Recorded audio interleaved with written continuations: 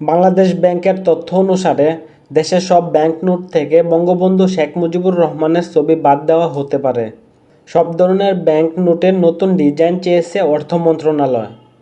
গত 29শে সেপ্টেম্বর অর্থ বিভাগের উপসচিব এলিস শারমিন স্বাক্ষরিত এক চিঠিতে মন্ত্রণালয় বাংলাদেশ ব্যাংকে নতুন নোটের জন্য নির্দিষ্ট নকশার প্রস্তাব পাঠাতে অনুরোধ করেছে।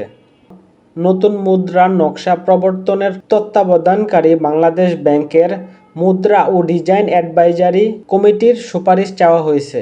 সরকার ব্যাংক নোটে শেখ মুজিবুরের ছবি রাখতে চাইলে নতুন ডিজাইনের নোট ছাপানোর কোনো প্রয়োজন হতো না।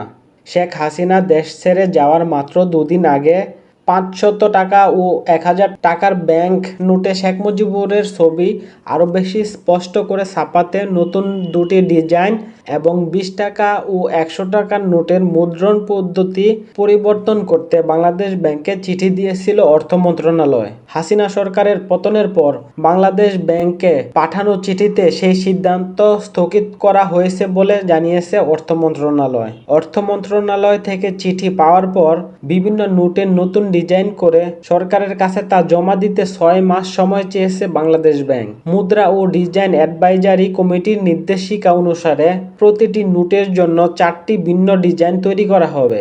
তবে নতুন ডিজাইনের নোট বাজারে আসতে 20 থেকে 22 মাস সময় লাগতে পারে বলে জানান এক কর্মকর্তা।